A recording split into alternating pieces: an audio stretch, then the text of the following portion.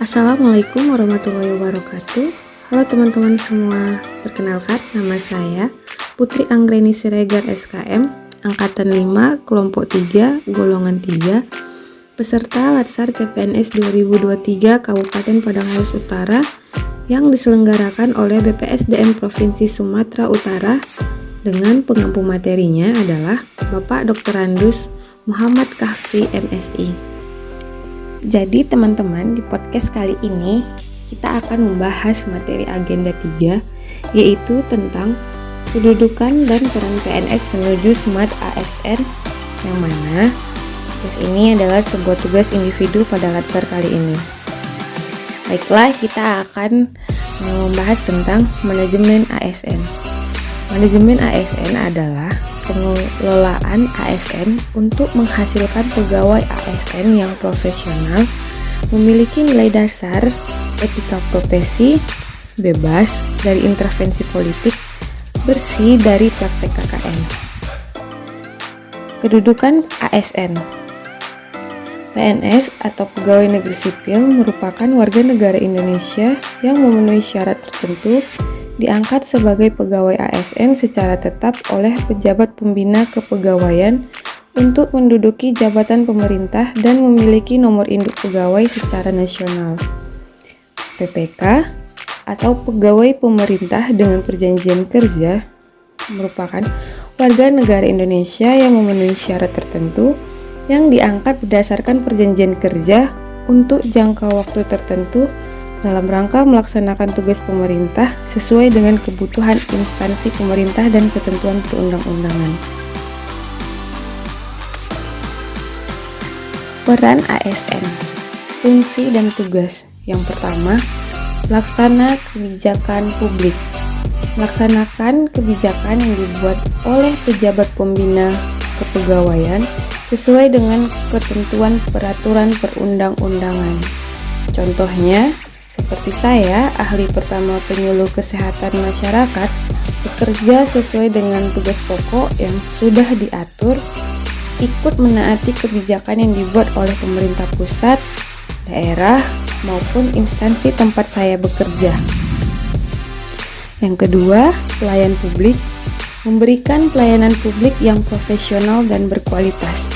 Contohnya, tugas saya sebagai pelayan publik yang berada di puskesmas siap melayani masyarakat dengan profesional, memberikan pelayanan yang terbaik, seperti memberikan penyuluhan ke desa-desa, baik yang jaraknya dekat maupun yang terpencil tanpa membeda-bedakannya, agar seluruh masyarakat dapat menerima informasi yang terbaru yang akan diberikan kepada masyarakat. Serta kami sebagai pelayan publik juga bekerja sama untuk mencapai program-program puskesmas yang ditujukan untuk masyarakat.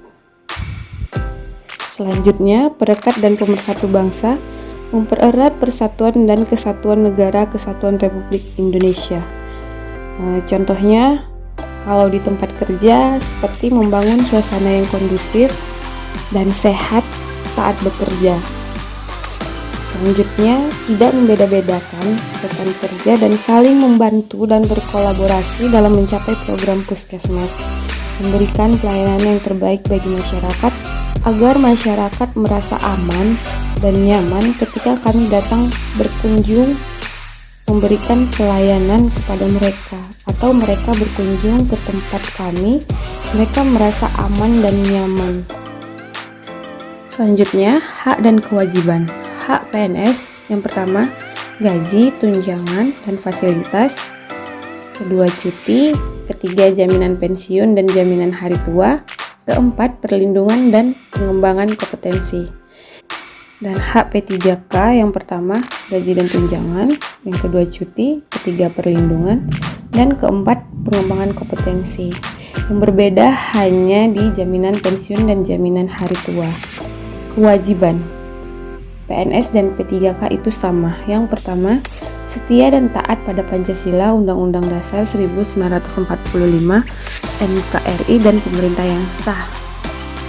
Selanjutnya, menjaga persatuan dan kesatuan bangsa, melaksanakan kebijakan yang dirumuskan pejabat pemerintah yang berwenang, menaati ketentuan peraturan perundang-undangan, melaksanakan tugas kedinasan dengan penuh pengabdian, kejujuran, kesadaran dan tanggung jawab, menunjukkan integritas dan keteladanan dalam sikap, perilaku, ucapan, dan tindakan kepada setiap orang baik dalam maupun luar kedinasan, menyimpan rahasia jabatan dan hanya dapat mengemukakan rahasia jabatan sesuai dengan ketentuan peraturan perundang-undangan, dan bersedia ditempatkan di seluruh wilayah Negara Kesatuan Republik Indonesia. Fungsi Kode Etik ASN sebagai pedoman, panduan birokrasi, publik atau aparatur sipil negara dalam menjalankan tugas dan kewenangan agar tindakannya dinilai baik. Selanjutnya sebagai standar penilaian sifat, perilaku, dan tindakan birokrasi publik atau aparatur sipil negara dalam menjalankan tugas dan kewenangannya, dan etika birokrasi penting sebagai panduan norma bagi aparat birokrasi dalam menjalankan tugas pelayanan masyarakat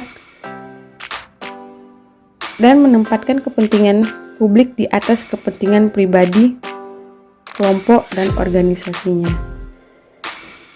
Berikut merupakan dokumentasi kecil ketika kami memberikan penyuluhan kesehatan atau berkolaborasi dengan program lain dalam menjalankan program-program puskesmas ke desa-desa yang terpencil.